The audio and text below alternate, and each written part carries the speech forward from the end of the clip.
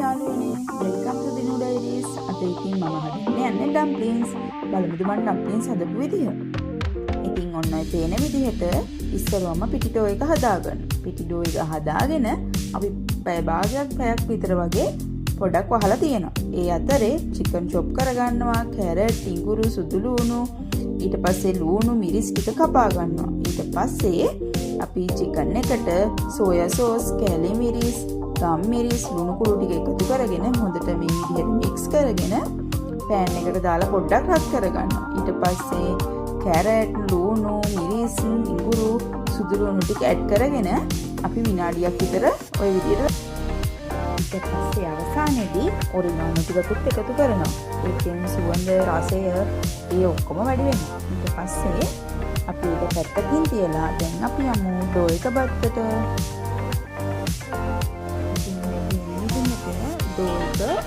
අපි ඔය වගේ චූටි කැබලි වලට කඩා ගන්නවා. ඒකේ සාමාන්‍යයෙන් ග්‍රෑම් 10ක් 15ක් විතර වගේ වෙන්න විදිහට. ඊට පස්සේ ඔය තියෙන්නේ ඩම්ප්ලින් ෂීට් එක හදා ගන්න විදිහ.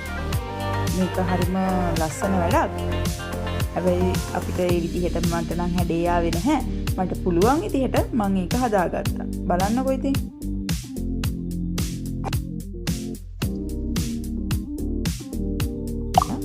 කොහොම හරි ඔය ෆිලින් එක පිටට එන්නේ නැති වෙන්න සීල් කරගන්න තමයි ඕනේ. ඔන්න ඔය විදිහට සීල් කරගෙන පොඩි හැඩයකට දාගෙන එකක් ස්ටීම් කරලා ගත්තා.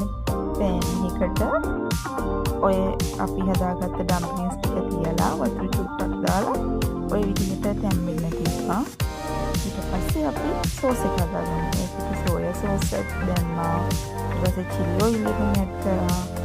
ඊට පස්සේ මම chili paste ටිකක් දැම්මා. ඊට පස්සේ ආයි ලුණු කොළ චුට්ටකුත් දැම්මා.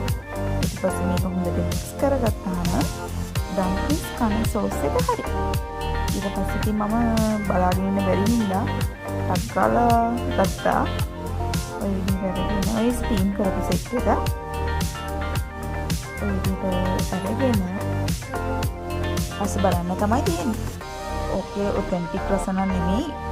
ඒත් අපිට කන්න පුළුවන් අපේ රසට තියෙනවා.